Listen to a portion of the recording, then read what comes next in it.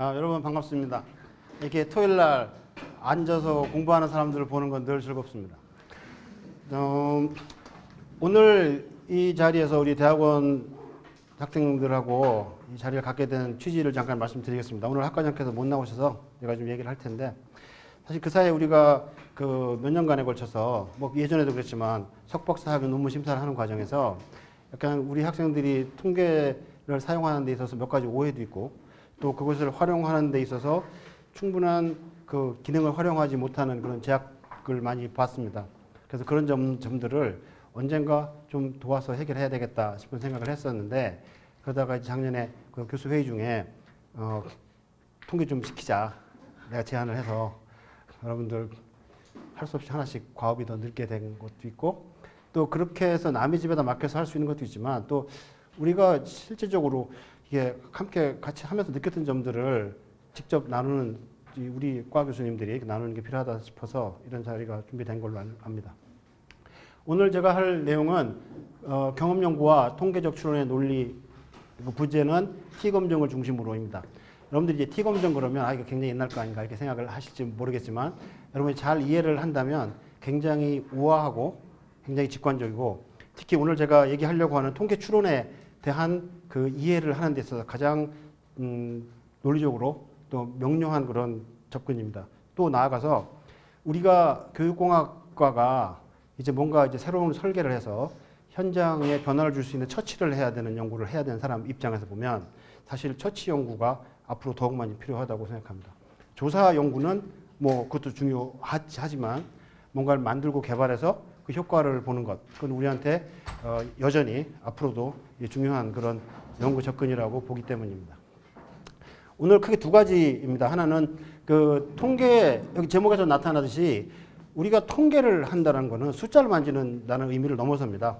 우리는 연구 문제를 갖고 있고, 그 연구 문제가 과연 인과적인 관계를 갖고 있는 건지를 논리적으로 또 인식론적으로 그 서포트하는 도구로서 통계를 사용하기 때문에 이 수단과 목적이 전도되는 일이 일어나서는 안 되기 때문에 제가 그 약간 좀 그 배경적인 이야기를 한 파트를 할 거고요. 두 번째는 그 통계학이 어떻게 표본에 있는 숫자를 가지고 몇 개의 숫자를 갖고 모집단을 확률적으로 추론할 수 있는가에 대한 논리를 T검증을 중심으로 이야기하겠습니다. 그 중간에 약간의 무슨 여러분의 참여가 필요한데, 그렇다고 스트레스 받을 정도는 아니고, 여러분들한테 그 번호표가 갔을 겁니다.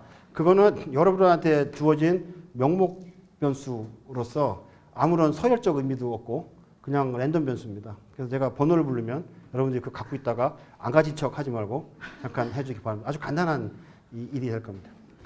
자, 경험과학과 확률적 추론입니다. 우리는 과학자입니다. 그리고 우리는 특히 과학 경험을 기초로 해서 생각하는 사람들입니다. 이게 사변적인 사람이 아니라 문제가 생기면 현상을 관찰하려고 하고, 그 관찰된 결과들을 합리적인 절차를 통해서 추론하고 타당화하는 거를 우리의 삶의 목적으로 하는 사람들이죠. 자, 그래서 경험과학과 그럼 확률적 추론이 어떤 관계를 갖고 있는가, 이걸 이해해야지 우리가 확률을 활용한 추론을 하는 것의 의의를 알고 활용할 수 있습니다. 이거 제가 오늘 달성하려고 하는 첫 번째 목표입니다. 자, 인트로덕션입니다. 여전히 우리의 주는 연구입니다. 통계는 그것에 대한 수단이기 때문에 우리의 인트로덕션은 연구의 의의, 그리고 또 연구 방법의 의미를 중심으로 시작하는 것이 마땅합니다. 학문의 구성 요소는 세 가지입니다. 하나는 연구 주제, 이 도메인입니다. 달리 말해서 고유한 자기의 연구 문제를 갖고 있어야 됩니다. 예컨대 교육공학이 우리가 다루고 있는, 우리가 고민하는 문제가 우리에게 유니크하지 않다면 그건 우리의 정체성을 부정하는 일이 됩니다. 가끔 논문들 중에 보면 교육심리학 논문 같은 게 많이 나와요. 그런 걸 자꾸 쓰면 내가 누군가 이런 생각 듭니다. 그렇죠? 또 우리 경영학도 아니고요.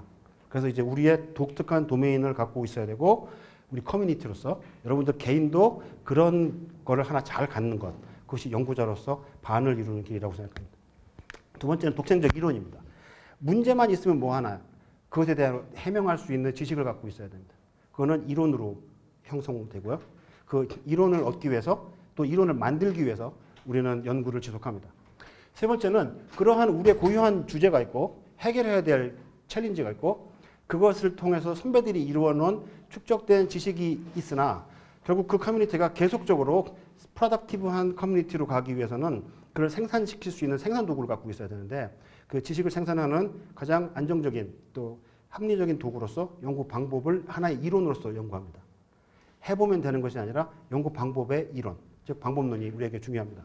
그래서 이제 메토데와 독일어로 메토데와 메토돌로기라고 하는데 메토데는 굉장히 현상학적인 겁니다. 누구라도 다 문제가 생기면 방법을 찾습니다. 그렇지만 메토돌로기는 누구나 다 하는 것이 아니라 그걸 이론적으로 연구하는 사람들이 하는 겁니다. 자, 두 번째 리서치입니다. 리서치는 다시 찾는 성찰적 행위입니다. 따라서 이상이 한 번도 안 한 연구를 하는 것은 불가능합니다. 그죠? 거인의 어깨 위에서. 꼭 거인이 아니라도 선배들의 뒤를 따라서 지식을 확장시켜 나가는 것이 우리의 일입니다. 한강에 돌 던지기라고 하는데 실은 여러분 보면 사실 이 비유는 적절하지 않습니다. 한강에다 돌을 던지는 것은 돌이 많이 들어가긴 해도 유한하지만 연구는 무한하기 때문입니다. 두 번째, 과학적 절차에 대한 형식적 질의행위입니다. 우리가 친구끼리 예를 들면 요즘에 예를 들면 소셜 네트워크가 요즘에 굉장히 중요한 학습적 의미를 갖는다라고 할 때 우리 친구끼리 저녁 먹으면서 한마디씩 할 수 있죠. 그때 들으면서 굉장히 유용한 그럴듯한 이야기도 듣습니다. 그렇지만 그것은 포멀 인쿼리는 아닙니다. 우리의 질문은 절차적 정당성을 확보해야 되고 그리고 그 결과에 대한 타당성과 객관성을 또한 우리가 확보해내야 됩니다. 그것이 우리의 책임이죠. 그러면 좋은 연구는 무엇인가? 첫 번째는 앞에서 나온 것과 같습니다. 저는 개인적으로 연구의 90%는 테마에서 결정된다고 봅니다. 재미없는 연구는 그 재미라고 말하는 게 뭐 여러 가지로 해석될 수 있는데 그 재미없는 연구의 가치는 저는 별로 없다고 봅니다. 근데 그 연구는 그러면 밤에 자다가 머리맡에서 생각나는가? 그렇지 않습니다. 그건 하나의 인사이트고 이렇게 그 부싯돌처럼 빛납니다. 그 계속 연구를 해야지 가능한 축적된 경험이고요. 그 다음에 이론과 관련 경험, 선행 연구의 주제 맥락적 종합입니다. 어떤 그 인사이트가 생겼을 때 인사이트는 바로 답을 낼 수 없습니다. 그러다 보니까 우리는 그 전에 이와 유사한 생각을 했던 사람들이 분명히 있을 것임을 믿고 그걸 찾아서 그들의 앞선 경험을 배워야 됩니다. 근데 배우는데 교과서처럼 이렇게 리니어하게 배우는 것이 아니라 내가 갖고 있는 연구 주제를 중심으로 이렇게 링크를 거는, 그러니까 의미론적인 링크를 거는 작업을 해야 되고 그것이 우리의 구성적 행위라고 볼 수 있습니다. 세 번째는 적절하고 간명한 연구 방법론의 적용입니다. 제가 오늘 강조하고 싶은 것은 연구 방법론의 간명성입니다. 아름다움, 우아함. 적절한 것은 사실 판단하기 어렵습니다. 그렇지만 모든 다른 조건이 동일할 때 간명한 것이 늘 우월합니다. 자, 그런 걸 봐야 되겠고요. 그리고 두 번째는 연구가 끝나고 났을 때 생산적인 문제 제기를 해줘야 됩니다. 우리는 일종의 레거시를 갖고 있어요. 그러니까 선배들이 만들어 놓은 걸 우리가 받아서 썼듯이 좋은 연구를 얻었듯이 우리도 후배들한테 연구거리를 남겨두어야 됩니다. 내가 하기 싫은 일 네가 해라. 그런 제안 말고 내가 정말 얻었는데 더 하면 정말 한강에 그 바위덩어리 하나 들어갈 것 같은 거 찾아서 나눠줘야 됩니다. 왜냐하면 그것이야말로 후학에 대한 가장 큰 기여이기 때문에.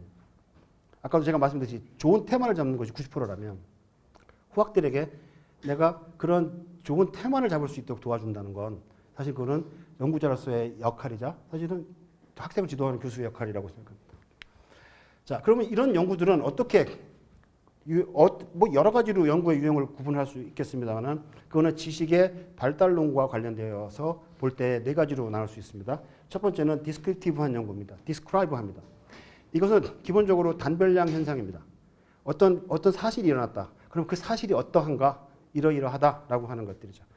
이런 것들은 주로 어디서 많이 하냐면 예를 들면 국책연구소 같은 데서 우리나라 쫙 조사를 해갖고 요즘에 아이들이 왕따 현상이 어느 정도더라. 이런 것 하는 거 설명하는 겁니다. 디스크라이브 하는 거죠. 한국말은 잘 구분이 안 되지만 그 설명적 연구는 기술적 연구를 넘어서는 단계에 가능한 연구입니다. 설명이라고 하는 것은 뭐냐? 그건 인과적 질문입니다. 그래서 인과적이라는 것은 인과 과의 관계를 말하는 것이기 때문에 양별량적인 현상입니다. 두 개의 별량이 있어야 되죠. 양적 연구적인 용어를 빌자면. 그리고 이게 오늘 그리고 또 한테 예언적 연구와 통제적 연구인데 사실은 제가 보기에는 설명적 연구가 핵심이자 결정적이라고 생각합니다. 왜냐하면 예언적과 통제적은 설명적 연구가 이루어진다면 그거를 활용하는 방향으로 이루어질 수 있기 때문입니다. 예컨대 원인과 결과의 관계가 두 번째 그 설명적 연구에서 확인이 되었다고 한다면 우리는 바람직한 결과를 얻기 위해서 예컨대 Y를 증가시키기 위해서 원인이라고 알려진 X를 처치하면 얘가 일어날 거라는 확신을 갖고 있을 수 있습니다. 그래서 그 처치를 했을 때 그렇고 그 결과를 바라보면 예언적인 거죠. 그죠? 그래서 여기서 기술적인 연구에서 설명적인 연구로 넘어가는 것이 별량도 단별량 또 양별량 연구라는 점에서 크게 달라질 뿐더러 오늘 제가 말씀드리려고 하는 그 인과 추론에서의 결정적인 이슈가 여기서 발생합니다.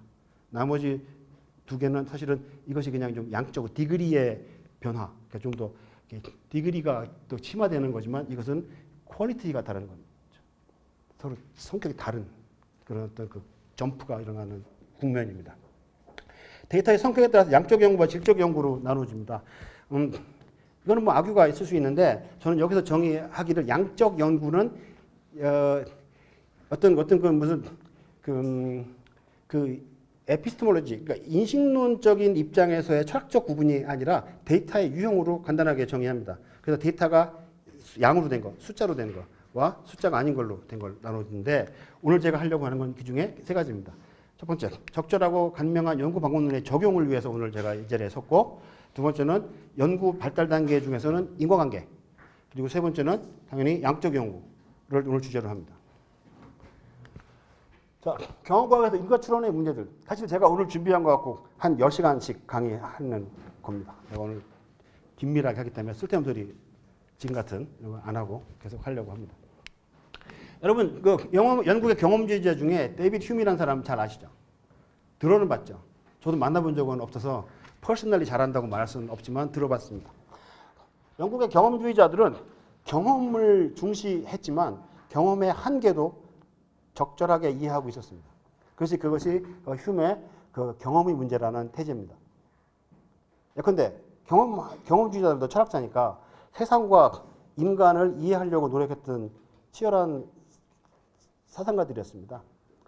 그런데 그걸 찾아보다 보니까 이 사람들은 어떤 사변보다는 그 대륙의 그런 무슨 테오리들보다는 뭔가 관찰을 통해서 뭔가 의미 있는 그리고 뭔가 실용적인 연구 결과를 진리를 찾아갈 수 있다고 신실하게 믿었었는데 그럼에도 불구하고 관찰과 경험만으로는 진리에 도달할 수 없다라는 것을 누구보다도 잘 알고 있었습니다.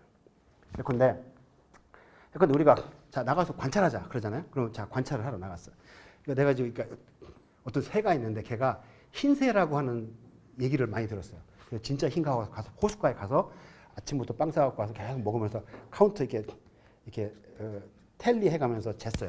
그래서 내가 12년을 계속 거기서 그것만 했는데 그래서 내가 100만 번째에 백조란 말 여기서 쓰면 안 돼. 수완이라고 해야 돼. 수완을 100만 번째 봤는데 근데 내가 딱 돌아오면서 야 12년 그 관찰하는 사람이 휴한테 와가지고 야, 휴 선생님 제가 발견했습니다. 모든 수완은 하얀색입니다.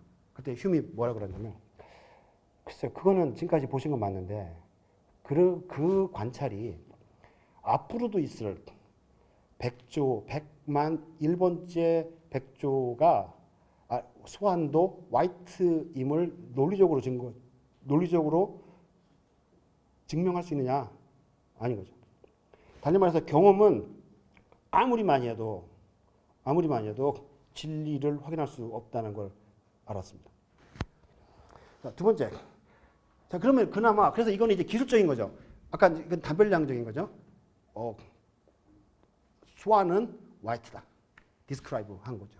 그것조차도 하기가 어려웠던 거예요. 우리가 요즘에 그러잖아요. 자연과학은 뭐 객관적일 수 있고 우리는 사회과학이 어렵다. 그렇지 않아요. 이건 우리가 모두가 겪고 있는 문제입니다. 자, 그런데 인과관계는 아까 두 가지 관찰의 관계라고 그랬죠. 그죠? 원인 현상과 결과 현상. 자, 그런데 원인은 그나마 이렇게 뭐 이렇게 보고 관찰할 수 있고 결과도 관찰할 수 있는데 두 가지의 인과관계는 관찰되지 않는다는 겁니다. 그죠? 여러분이 아무리 당연하다고 말해도 그거는 추론의 결과지 인과관계를 관찰할 수는 없어요. 자, 그 문제가 나타났습니다. 이것은 왜 중요하냐면 이것이 바로 아까 제가 연구 발달에서 두 번째 단계이자 굉장히 크리티컬하게 중요한 그 explanatory research를 하기 위한 전제이기 때문입니다. 자, 그래서 이게 가장 중요한데 그게 안 된다는 거예요. 관찰이 불가능하대. 자기가 경험주의자인데. 예컨대 이런 거죠. 우리가 영어 저기 미국 그 속담에 스모킹 건 그러잖아요. 그러면 그건 확실한 증거다 그거잖아요. 그죠? 총구에서 연기가 나고 있어. 옆에 사람이 죽었어. 그러면 그것만큼 확실한 게 없다. 그렇지만 엄밀히 따지면 그렇지 않다는 거예요.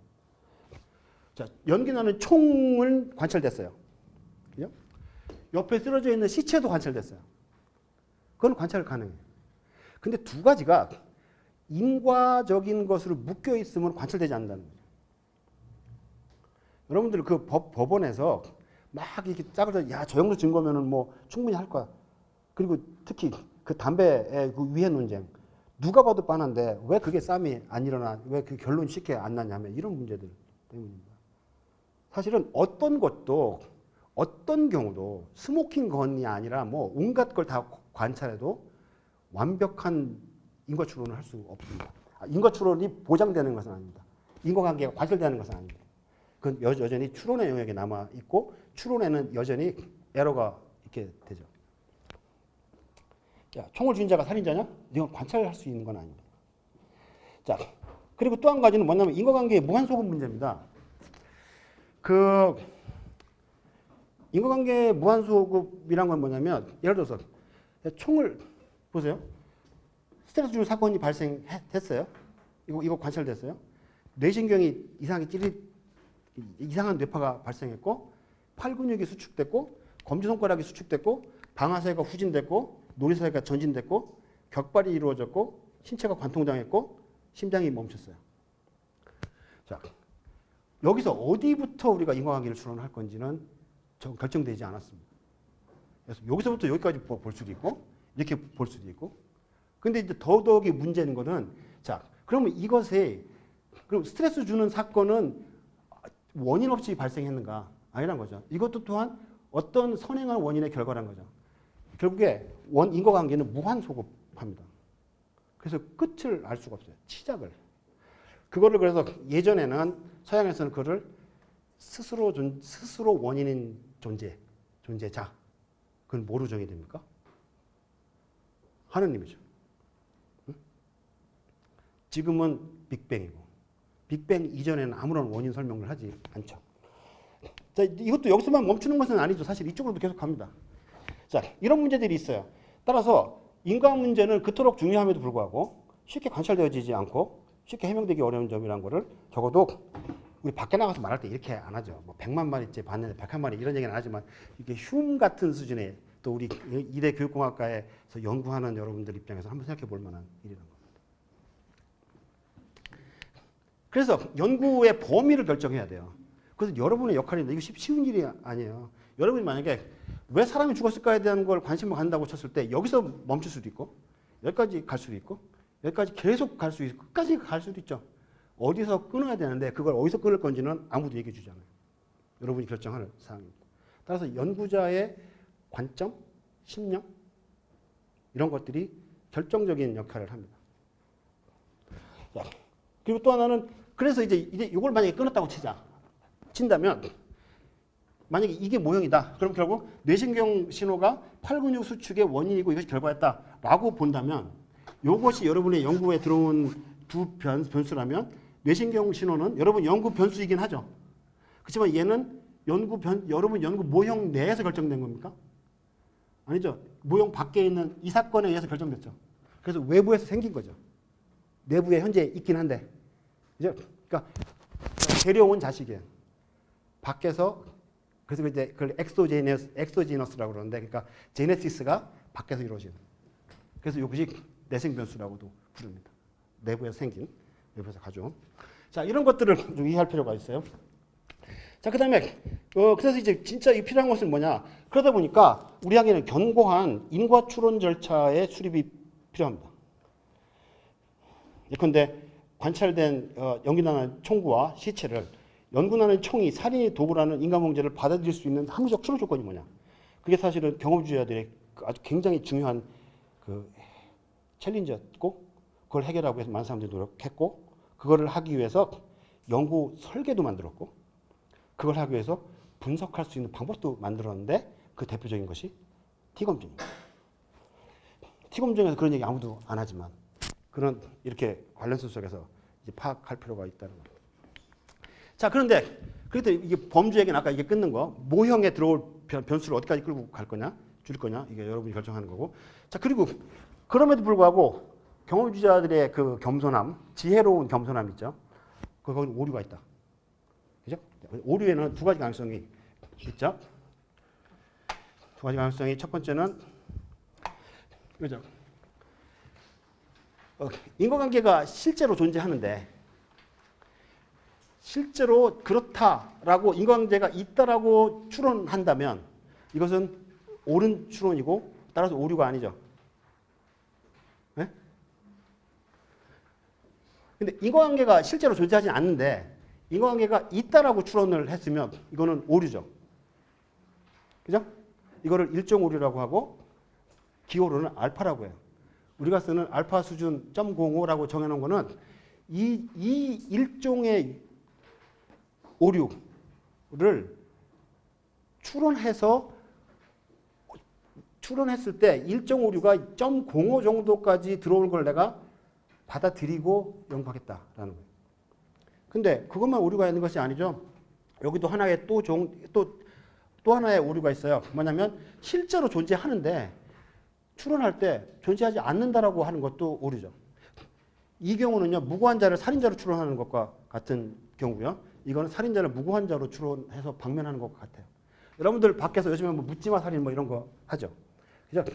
아까 제가 드린 말씀에 그런 엄밀한 인과 추론의 그 조건을 받아들인다면 찌르는 걸 동영상으로 찍어도 인과관계를 추론 못한다고 주장할 수도 있어요. 심지어. 그죠? 그랬을 때 그 사람이 만에 하나 막 칼로 찌르고 있는 거를 동영상 찍었는데도 오류일 수는 있지만 그것이 그냥 누가 그 사람이 죽였대라고 듣는 증거보다 이런 증언하는 사람, 목격자의 진술보다, 그러니까 만약에 목격자의 진술만 갖고 그랬다면 이 오류가 조금 더 커지겠죠. 동영상을 찍었으면 좀 작아지겠죠. 지금 이건 정도의 문제라는 거죠. 그죠? 그래서 우리가 하는 것도 없앨 수는 없음을 받아들이는데 그거를 줄이기 위한 노력을 하는 것이 이겁니다. 그런데 이거를 엄밀하게 하다 보면 이것은 사실은 양날의 칼이죠. 너무 엄밀하게 해서 동영상을 찍었는 것조차도 그거 갖고는 확신할 수 없어 라고 말한다면 우리는 길거리에 수많은 살인자들을 그냥 놓아 다니게 만드는 문제를 일으킬 수 있죠. 그건 이제 이 오류입니다. 그런데 두 가지는 서로 서로 이제 텐션이 있는 그런 오류들입니다. 자, 이런 것들을 고려하자 하는 거고요. 자, 그래서 이런 겁니다. 그래서 그럼 인과 추론을 어떻게 할 거냐? 그래서 추론하는 로직이 하나 만들어졌고요. 그런 추론하는 로직에 부합하는 연구 설계가, 연구 방법이 또한 만들어졌습니다. 물론 이거를 밀이나 흉이 만든 건 아니지만 이 두 가지가 시차는 있지만 두 가지는 제가 보기에 명확한 연관이 있습니다. 그런데 흉이 그래갖고 몇 가지 이런 조건이 되면 인과론을 말 수 있다라고 말했는데 굉장히 허점이 많았어요. 그래서 흉도 똑똑하지만 밀은 사실 더 똑똑하거든요. 밀은 철학자이자 탁월한 경제학자고 글도 잘 쓰고 어렸을 때부터 4살 때 그 라틴어로 소설 쓰고 이런 사람인데 그래서 이 사람이 생각을 쭉 해보니까 뭐가 그러면 있다면 두 가지 관찰된 현상 간에 어떤 게 관찰된다면 우리는 좀 편안한 마음으로 얘가 원인이고 얘가 결과다라고 추정할 수 있을 것인가에 대한 조건을 찾은 거예요. 첫 번째가 뭐냐면 시간적 선행성입니다. 원인은 결과보다 시간적으로 선행해야 된다. 그거 여러분 받아들일 수 있어요? 요즘 가끔 SF 영화 중에 뭐 미래에서 과거로 와가지고 아버지 돌아가셨는데 그걸 뭐 원인을 이제 그런 것이 불가능한 거는 그거는 사실은 경험할 필요가 없어요. 그건 논리적으로 불가능한 거니까 앞으로도 있을 수 없어요. 이런 이유 때문이죠. 원인은 결과에 시간적으로 선행한다. 두 번째, 공별량. 이 공별량이라고 쓴 건 제가 쓴 거예요. 왜냐하면 제가 통계적인 거 연결을 시키려고 하니까. 하나가 일어나면 또 다른 그러니까 원인이 일어나면 원인이 관찰되면 결과도 예외 없이 관찰될 때 얘가 얘의 원인이다 하고 한 스텝 더 확신을 할 수 있다는 거예요. 예를 들어서 내가 이 사람을 칼 얘기를 내가 총 쏘고 칼 이런 얘기만 하는데 뭐 그냥 합시다. 이게 이렇게 칼을 이렇게 스태빙하는 행위를 했어요. 관찰됐어. 근데 그 찔린 사람이 반은 피를 흘리고 반은 아무렇지도 않아. 그런 게 관찰이 됐어요. 시간적으로 얘가 선행하게 되는데 그렇다면 칼로 찌른 게 그 사람을 상처 주는 원인이라고 말하기 좀 어렵죠. 반반이다. 뭐 때로는 이거 아니다. 이거 아니죠. 그래서 원인과 X와 Y가 같이 꼭 같은 방향은 아니더라도 얘가 일어나면 얘가 일어나야 된다는 거예요. 그것이 공별량의 문제입니다. 통계로 해석하면. 응? 세 번째는 외생변수의 통제입니다. 아까 제가 외생변수 얘기했죠? 사실은 아까 제가 이렇게 하나의 리니어한 선으로 걷지만 사실 인과관계는요. 하나에 의해서 하나의 결과가 유니크하게 만들어지지는 않습니다. 다른 것에 섞여서 막 걷게 되는 거죠. 그렇기 때문에 얘가 얘의 유일한 원인이라고 하는 주장을 했으면 딱 좋겠는데 그럴 수 있는 것들이 많지가 않다는 거죠. 자, 그래서 그런 혼잡 변수들을 약간 이런 겁니다. 아까 제가 그려놓은 걸 쭉 다 썼어요. 그거 뒤에 맨 뒤에다 내가 넣어놓었는데 나도 이게 좀 파워포인트 만든 테크닉이 좀 약해갖고 그 이번에 배웠습니다. 자, 보세요. 자, 무한 소급을 양쪽으로 해요. 그죠? 전진 후진 소급을 합니다. 끝이 없어요. 자, 이거를 자, 요 두 개만 내가 보겠다라고 한다면 윗게 외생변수고 아랫게 내생변수가 되겠죠. 근데 이거는 생리학하는 사람이 연구하면 잘할 수 있는 거죠. 하나의 이게 시퀀스의 그 인과관계의 시퀀스임에도 불구하고 어느 스테이지를 보냐에 따라서 전공이 달라질 수 있다는 거예요. 그런데 이렇게도 볼 수 있죠. 요거는 이럴 때는 방아쇠 후진이 앞에 연구에서는 내생변수였는데 여기서는 외생변수가 되죠. 따라서 외생은 연구자의 설계 모델에 따라서 달라진다는 거죠. 이거는 기계공학하는 사람들이 할 만한 연구가 아닌가 싶습니다. 여러분들 학제적인 연구가 필요하다는 것을 저는 이렇게도 해석할 수 있다고 생각해요. 이게 인과관계의 긴 체인 속에 또 이것은 지금 이건 리니어한 이렇게 단선적 추론 체계지만 여기 여러 가지가 섞여 있게 된다면 여기서 제가 보여주고 싶은 거는 어떤 하나의 또 인과관계를 계속 천착해가는 과정에서 약간 좀 컴플렉스되고 이건 굉장히 간단한 비현실적일 정도로 간단한 그 추론의 링키지지만 그런 것들이 적절한 수준의 복잡도만 가져도 우리는 단박에 여러 분야의 사람들이 필요로 한 그 추론의 컴플렉시티를 갖게 된다는 거죠. 이렇게 됐습니다. 그러다 보니까 이제 방아쇠 후진은 이때는 내생이고 저때는 외생변수가 되죠. 그런데 사실 이것도 제가 이렇게 썼지만 이 안에도 찾으려고 보면 거의 무한히 많은 인과관계의 페어들이 있을 수 있죠. 따라서 예를 들어서 만약에 이게 여러분들이 뭐 요즘에 무슨 뭐 디지털 교과서를 어떻게 하면 잘 쓸 수 있을 거냐라고 하는 게 여러분의 문제라고 하고 선배들이 뭐 몇 개 해보니까 다 한 것 같다? 그거는 불가능한 일이에요. 그래서 디지털 교과서를 활용할 때 효과를 효과적인 학습을 일으켜내는 원인이 뭐냐라는 걸 찾아서 그거 갖고 통제하고 싶은 생각이 있을 때 그렇죠. 지금까지 잘 이해됩니까? 뭐야? 이게 내가 아직 익숙지 않은 그렇지만 다시 살려낼 수는 있는 회복 불가능한 오류는 아닙니다. 자 이렇게 됐습니다.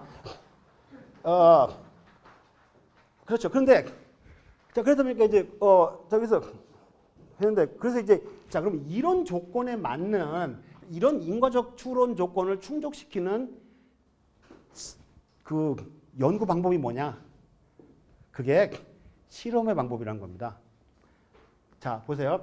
실험 집단과 통제 집단을 구성하고 자 그래서 이건 두 가지인데 두 가지 국면으로 나눌 수 있어요. 쉽게 말하면 이게 두 집단을 놓고 한쪽에다 처치하고 그러니까 랜덤으로 뽑아서 한쪽 집단에다 처치하고 한쪽 집단은 그냥 놔두고 컨트롤 상태로 두고 끝나고 나서 결과를 보는 그런 그리고 그 차이를 그 평균을 비교하는 것이 실험 설계이자 그것에 그러니까 두 집단 실험 설계이자 T 검증이 매치되는 그런 페어링 되는 그런 국면인데요. 그래서 실험 설계에 의해서 달성할 수 있는 게 두 가지 조건이 있고 하나는 통계에서 달성할 수 있는 게 있습니다. 우리가 만약에 그냥 설문조사를 해서 한다 그러면 통계로만 처리하죠. 그렇지만 그거 가지고는 적어도 미리 생각하는 강력한 이과관계 추출론에는 하자가 있는 방법입니다. 따라서 설계를 통하지 않으면 불가능해요. 설계를 통해서 해야 될 두 가지 조건이 뭐냐면 첫 번째는 시간적 선행성입니다. 처치를 하고 결과를 봐야죠. 근데 그렇게 안 하고 설문을 쫙 돌렸어요. 그래갖고 동일한 사람한테 설문을 돌릴 때 그걸 이제 그 싱글 메소드 바이어스라고 하는데 제가 그거 많이 강조하고 있는데 그게 잘 이해가 안 되는지 잘 지금 코렉션이 안 되고 있어요. 싱글 메소드 바이어스라는 거 하는 건 뭐냐면 이런 거죠. 설문을 가지고 동일한 시간에 그죠? 동일한 시점에 변수를 확보하는데 변수가 하나는 일부는 원인이고 일부는 결과인 것들을 한꺼번에 물어보는 거. 그죠? 그러니까 여러분 연구 모형에서 y도 있고 x도 몇 개 있다고 치면 그 y를 물어보는 측정 문항하고 x를 물어보는 측정 문항을 한 세트에서 쓱 돌리잖아요. 네? 그럼 사람들이 그냥 쭉 하잖아요. 물론 거기서 시간을 차이를 좀 둘 수는 있어요. x들을 앞문항에 넣고 y를 뒤에다 넣으면 한 뭐 1, 2초 정도 차이는 있겠죠. 하지만 그거 갖고 보기에는 그 이펙트가 효과가 나타나기에는 불가능한 그 비현실적인 짧은 시간이기 때문에 안 되죠. 그거는 여기서 문제가 됩니다. 왜? 시간적 선행성을 확보하지 못했기 때문에. 두 번째는 실험 통제 집단의 구성입니다. 여기서 말해서 외생 변수, 혼잡 변수들이 온갖 것들이 막 들어오는 거를 어떻게 그러니까 실험 집단과 통제 집단을 구성했을 때 내가 가한 처치 외에 다른 혼잡 변수가 Y에 영향을 미치는 모든 조건이 그런 외생 또는 그 혼잡 변수들이 끼어든 건데 그거를 막을 수 있는 실질적인 방법은 없고 단지 그거를 할 수 있는 그런 설계단에서 랜더마이제이션을 해서 그런 혼잡 변수가 들어오는 거를 적극적으로 막지는 못하지만 그런 변수들이 들어올 가능성을 무선화시킴으로써 무선 변량에 대한 추정이 가능하게 만드는 것 그것이 랜더마이제이션을 통한 혼잡 변수의 통제 방식입니다. 이 두 개는 여러분들이 데이터만 갖고 할 수 있는 게 아니라 고생하고 섞고 사람 구하고 랜더마이제이션 시켜서 달성할 수 있는 목표죠. 여러분들이 무선화를 왜 하는지를 그냥 뭐 무선화 해야 된다 이렇게 생각을 하지만 이런 얘기는 뭐냐면 인과관계 추론 정당성을 확보하기 위해서 하는 것들입니다. 여러분이 정말 엄밀을 하다면 그죠? 그거를 강구할 수 없습니다. 물론 훨씬 힘드니까 잘 안 하죠. 특히 처치 같은 걸 하면 처치를 개발해야 되잖아요. 조사는 따로 해야 되고 그러니까 힘들어서들 안 해. 근데 사실은 우리는 그걸 해야 되는 사람들이라고 그것만 하는 건 아니지만 그것이 적정한 수준으로 유지돼야 되는 그런 연구 도메인을 갖고 있는 커뮤니티입니다. 자, 그래서 이거를 집단 간의 차이를, 평균의 차이를 검증하는 방법들이 몇 가지가 있죠. T 검증, 아노바 같은 평균 차이에 관심이 있는 것. 두 번째는 그 두 개 이상의 연속 변량의 분석.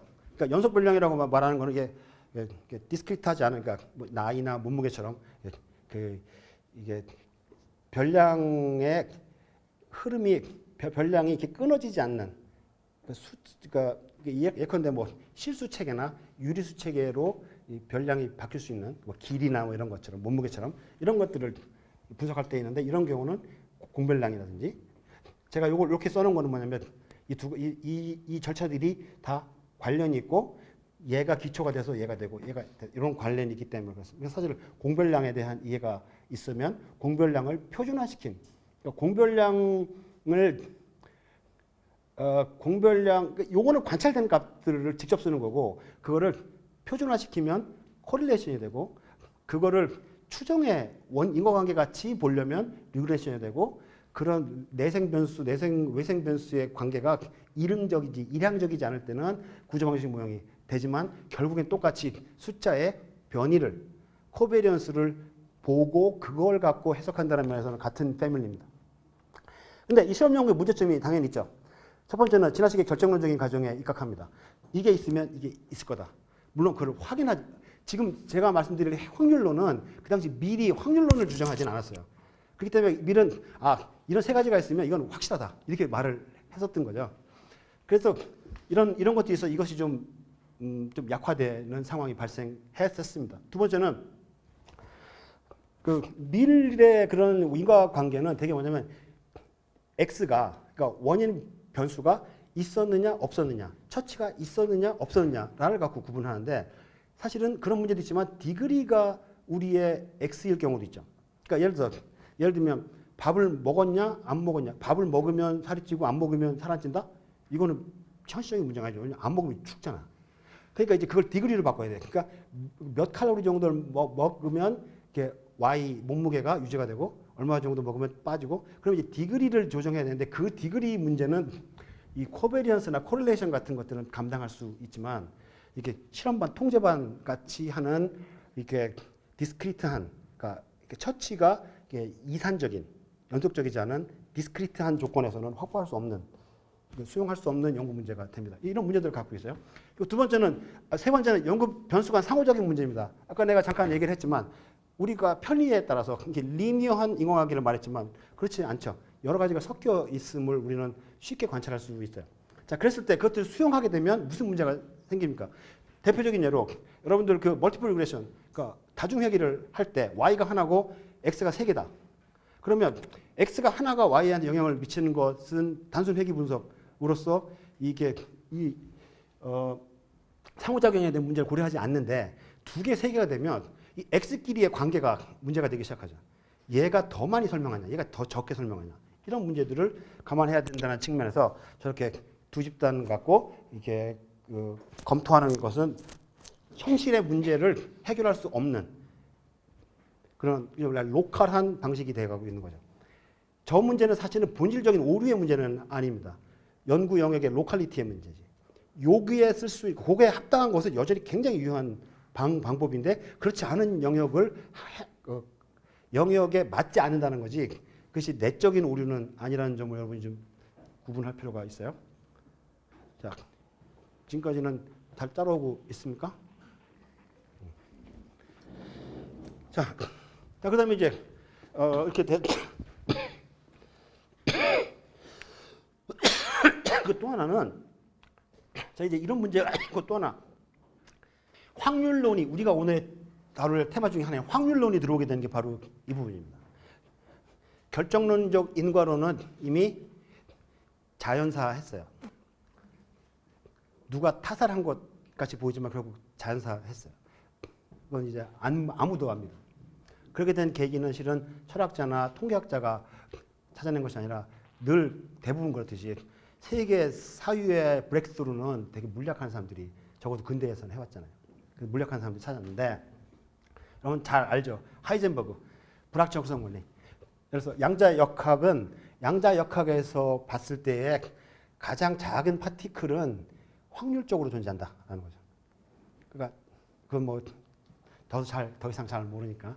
근데 확률적으로 존재한다라고 하는 거는 관찰 이전에 그것의 프레전스 or absence를 시간과 공간의 제약 조건 속에서 100% 결정할 수 없다는 거죠. 그러니까 쉽게 말하면 여러분이 이 자리에 있는지 없는지 모른다는 거예요. 이건 무슨 뭐 소피스트적인 이야기가 아니라 현대 자연과학의 그 최고의 지성인이 발견해낸 것이고 그걸 우리 지금 받아들이고 그걸 기초로 우리가 지금 과학을 연구하고 있는 겁니다. 그래서 제가 여기다 이렇게 이 말 쓰면서 내가 좀 주저하긴 했는데 한번 써보자 해서. 자, 그래서 우리는 이제 참 진리를 우리가 달성하려고 하는 목표는 참 진리가 아니라 개연적 지식으로 우리의 인식론이 후퇴합니다.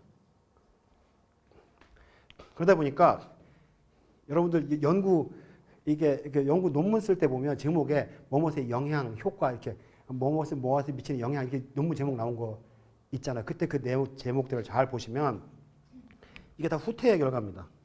그래서 처음에는 뭐뭐의 원인, 규명 이렇게 썼죠. 그 다음에는 효과라고 해요. 이펙트. 요거보다는 요게 좀 약해져. 이거보다 더 약한 게 영향이에요. 그 다음에 더 약한 게 설명이에요. 그러니까 예를 들어서 그 리그레션, 멀티플 리그레션 같은 걸 돌릴 때 사람들이 얘가 이걸 설명한다 그러잖아요. 사실은 인과관계를 말하고 싶어요. 근데 할 수가 없어요. 네? 특히 사회과학에서는 자유의지의 문제가 개입합니다.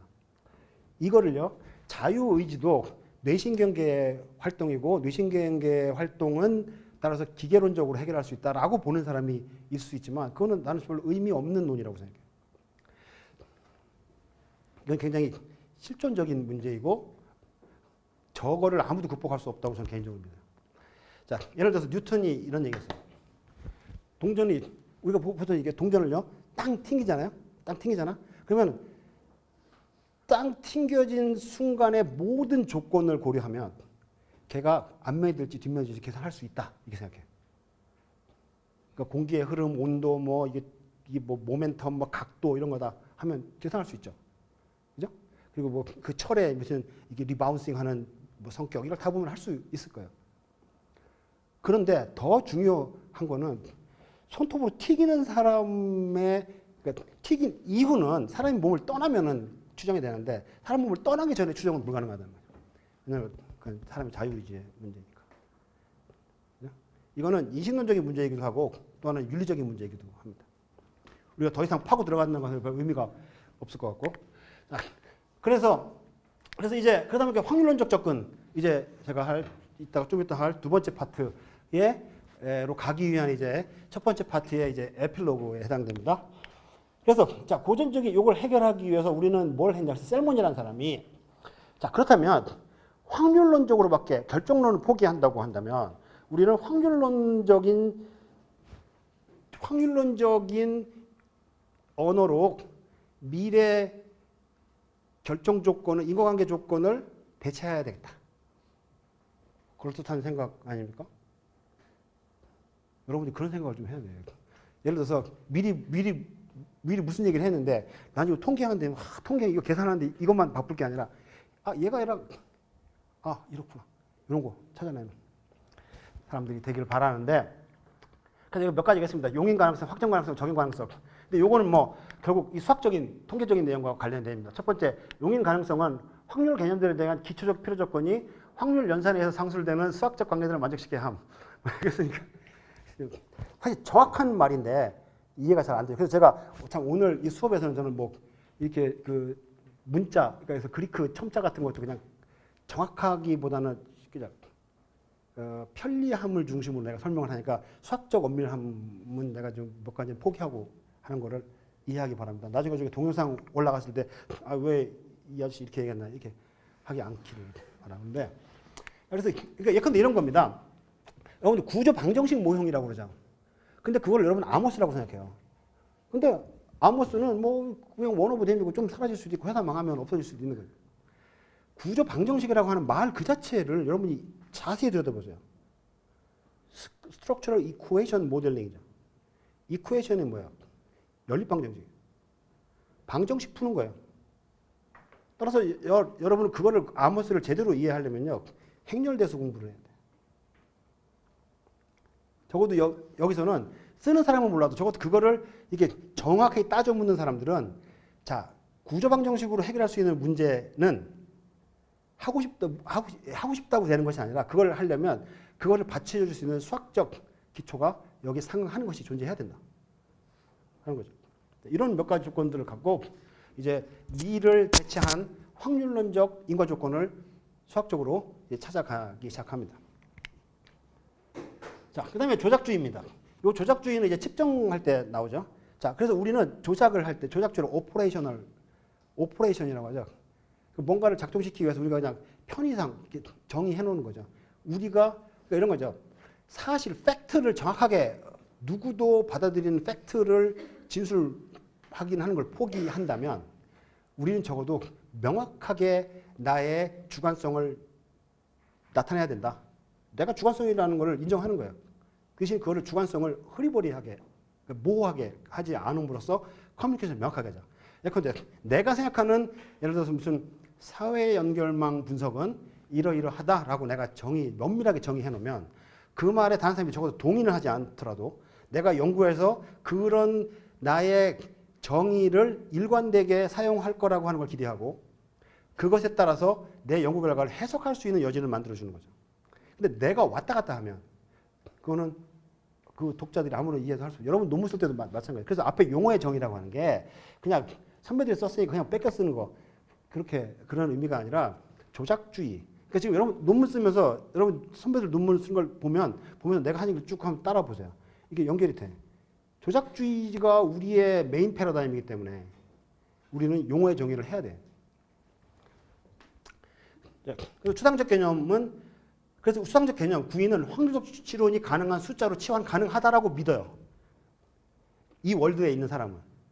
물론 이 월드에 있는 속한 사람들이 이 세상 모든 사람들은 아니지만 확률론적 추론을 하려고 하는 사람들은 저걸 받아들이는데 그때 이런 거죠. 사랑, 영어 실력, 뭐 자기주도 친학습, 친사회성 뭐 이런 것들 다 확률적으로 추론 가능한, 측정 가능한 것이라고 봅니다.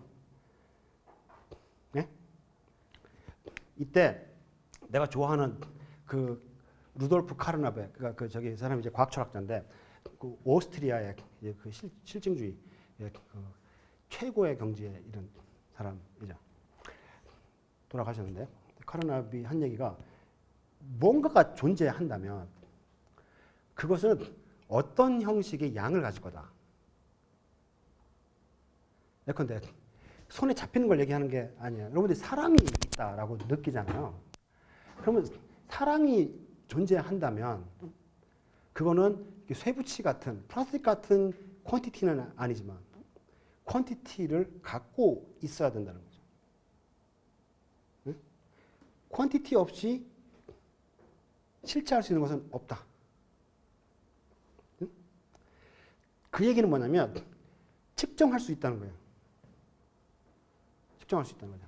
단지 이 얘기는 또 어디에서 정확하게 나타나냐면 구조방식 모형에 여러분들 그 측정 모형 만들죠.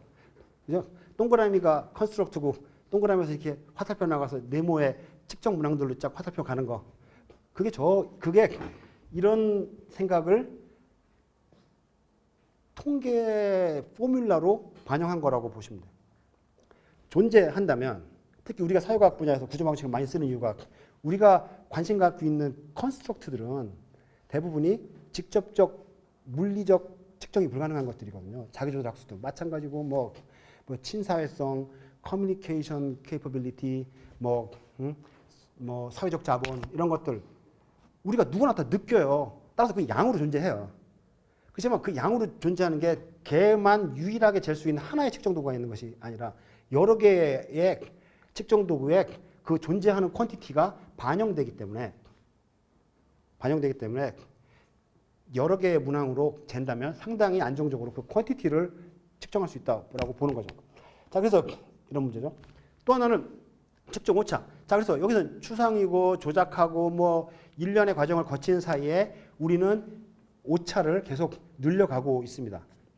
근데 그 오차가 있다라는 거를 없앨 수는 없지만 오차가 어떤 양상으로 나타나는 건지 오차를 측정할 수는 없어요. 그렇지만 오차가 일어나는 양상을 이해할 수 있어요.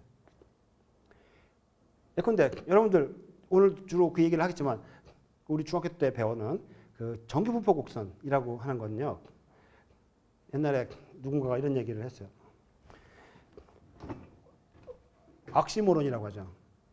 성립 불가능한 말이 뭐냐면 우연의 법칙이라는 말이다. 이런 얘기를 한 사람이 있어요. 우연의 법칙이 있다라는 말이에요.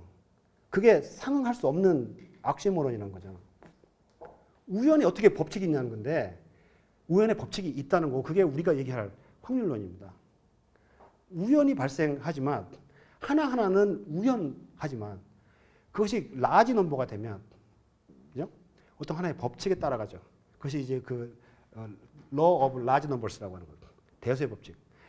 자꾸 반복적으로 하게 되면 그때는 랜덤으로 보이지만 그 양이 커지면 또는 적정한 수준으로 커지면 특정한 값으로 100% 모여들어. 기대값으로 100% 모여드는 거. 그거는 그 랜덤하게 일어나는 이벤트 하나를 예측하지는 못하지만 그것들이 보이는 양상을 정확하게 예측하기 때문에 법칙이죠. 이런 것들을 우리가 가져다가 씁니다. 자, 그 다음에 이제 측정 오차는 아까 말한 추론의 오류와는 전혀 다른 문제예요. 추론의 오류는 통계와 상관이 없습니다. 측정 오차는 통계로 통정하는 거예요. 예컨대 그 통계에서 나타나는 측정 오차에 대한 우리의 원리적 법칙은 뭐냐면 라지 넘버죠.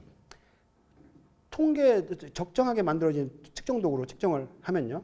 우리가 알고자 하는 그렇지만 인텐저블한 컨스트럭트를 반영할 수 있어요. 반영할 때 당연히 오차가 들어가죠. 오차가 얼마인지는 몰라요. 그렇지만 오차가 계속 그런 측정을 계속 했을 때 오차는 때로는 과잉하게 때로는 과소하게 발생하면서 점차 진값으로 수렴해 간다라고 하는 것을 우리가 공리적으로 알고 있어요. 그래서 기대값이 0이에요. 추론 오류는 기대값이라는 게 없어요. 그다음에 통계 분석이 또 발달한 것도 우리한테 굉장히 중요한 그 변수입니다. 고려해야 될 겁니다. 그런데 중다 인과성의 통계적 수용이 이제 가능해졌어요. 이런 겁니다. 그래서 IQ와 학업 성취도가 자, 요건 뭐죠? 자, IQ라고 하는 것이 관찰됐고 학업 성취도가 관찰되는데 두 가지가 파지티브하게 공별량을 보이고 있어요. 그랬을 때 우리 질문은 IQ가 좋으면 성적도 좋다. 이런 질문은 상관관계를 통해서 분석할 수 있습니다. 자, 비슷해 보이지만 화살표가 한쪽 방향으로 가면 IQ가 좋아야 성적이 좋아진다라고 하는 관계가 일양적 관계에 대한 진술을 할 수 있게 되고 그거를 도와주는 게 리그레션이죠. 그러니까 진술의 내용과 그것에 합당한 통계적 방법이 매치가 돼 있어요. 아무거나 쓰면 안 되는 거죠. 두 번째, 이건 뭐냐면 IQ가 좋고 IQ도 좋고라고 하면 안 돼요. IQ도 좋고라고 하면 두 가지가 이제 연결이 되는 진술이니까 IQ가 좋고 노력을 하면 성적이 좋아진다. 이거는 멀티플 리그레션이 해줄 수 있는 답이죠. 이건 뭐냐? IQ 좋은 아이들이 노력까지 하면 성적이 더 좋아진다. 이거는 조절 효과, 인터랙션 이펙트를 갖고 볼 수 있는 연구 문제입니다. 이때 주관심은 이쪽에 있고 요거는 부차적입니다. 마지막 부분은 IQ 좋은 아이들이 성적이 좋은 건 실은 노력을 더 해서이다. 라고 하는 진술은 모양도 달라지고 측정도 평가도 매개 효과를 통해서 봅니다. 이때의 방점은 노력에 있지 IQ에 있지 않아요. 자, 이런 연구 설계의 특성과 인과관계, 요새 인과관계라고 하는 게 좀 너무 심하다면 영향관계, 설명관계들을 여러분이 정확하게 정의를 할 수 있다면 그것에 맞는 적절한 통계적 확률론적 추론 도구를 찾을 수가 있고 그것에 맞춰서 여러분들이 적절한 논리를 해나갈 수 있을 겁니다. 자, 그래서 그러다 보니까 하나의 결과에 복수의 원인이 존재할 뿐더러, 그죠? 하나의 결과에 복수의 원인이 존재한다. 이건 뭐냐면 아까 얘기했던 미래 그 인과 추론이 갖고 있는 제약 조건을 완화한 논이죠. 하나가 하나에 영향을 미친다라는 그런 관계를 넘어서서 X가 여러 개 존재할 수 있다라고 하는 것이고요. 또 하나는 그 원인들의 상호작용이 존재한다. 자, 원인 간 상호작용 효과가 존재한다는 말은 X와 X 간, Xi와 Xj가 그러니까 x가 있고 xi가 있고 xj가 있고 여기 y가 있잖아요. 이렇게 두 개의 화선이 가는데 이 x 박스 안에 상관 화살표를 그릴 수 있다는 거죠. 그죠? 그 여러분 구조 방정식 SEM 하다 보면 이게 측정 변수에다 이렇게 상관 붙이고 뭐 이런 거 있거든요. 그것이 들어가는 거예요. 특히 자연과학이 아닌 사회과학에서는 변수 간의 의존성이 없다라고 보여주는 것이 오히려 거의 없어요. 다 관련이 있어요. 자, 그러다 보니까 여러분들 약간 좀 과외의 이야기지만 제가 나중에 기회 있으면 저 구조 방식에 대한 거 좀 설명을 하고 싶은데 구조 방식에 보면 여러분들 그 회전시키는 거 있어요. 혹시 그 지금 관심 갖고 공부한 사람들은 들었을 텐데 뭐 직교 회전이, 사교 회전이, 뭐 오블리민이 이런 거 있어요. 그죠? 직교 회전이란 말은 영어로 diagonal. 그러니까 x와 y가 그러니까 두 개의 축이 90도를 이룬다. 그거는 기하학적인 표현이고요. 그 말의 확률적 표현은 독립적이라는 얘기예요. 다이애고날 한번 생각해보세요. 여러분들 x가 있고 y가 있을 때 이게 직교가 돼 있을 때 면적이 가장 넓어지죠. 설명이 가장 풍부한 게 직교 상태예요. 이게 사교를 한다는 사람 면적이 작아지죠. 설명량이 줄어. 겹쳐버리면 세컨드 베리어블은 없어도 되는 거고. 그죠? 그걸 기하학적으로 표현한 게 다이애고날하다, 직교하다 이런 뜻이고 우리의 일반적인 통계적인 의미를 보면 인디펜던트하다라는 얘기죠. 사회과학에서는 그렇기 때문에 여러분들 그냥 예를 들면 그 구조방식 돌릴 때 구조방식이나 뭐 요인 분석할 때 뭐 사교 뭐 직교했다 직교를 한 경우에는 그거는 나는 일반적인 경우에 적절하지 않다고 생각해요. 자연과학 하는 사람은 그걸 할 수 있어요. 자, 그렇죠? 자, 그래서 그리고 또 하나 이제 컴퓨터가 세졌죠. 내가 좀 이따 몇 가지 보여주겠는데 우리 통계 패키지에도 좋은 통계 패키지들이 막 싸게 막 돌아다니고 또 하나는 통계 패키지로 사실 SPSS가 할 수 있는 것은 굉장히 일부밖에 없어요. 나머지 좀 다른 것들은 다른 도구를 써야 되는데 요새는 인터넷에서 애플릿으로 그냥 특정 아주 간단한 기능들은 인터넷에서 바로 할 수 있어요. 여러분들 나중에 무슨 뭐 매개 효과 같은 거 볼 때 어느 사이트에 가서 뭐 하면 된다 이런 거 계산할 수 있잖아요. 사실 그거는 여러분이 손으로 계산해도 돼요. 그런 것들이지만 이 컴퓨터가 우리한테 많은 도움이 되고 있다. 자, 그래서 이게 마지막 첫 시간의 마지막입니다. 그래서 우리가 통계 패키지를 돌려서 연구하는 행위가 단순하게 기술적인 테크닉한 행위가 아니라 인진론적인 논거를 갖고 있다라고 하는 얘기를 하고 싶습니다. 이게 첫 시간의 에필로그고요. 잠깐 쉬었다가 확률론에 대한 거를 얘기를 하겠습니다.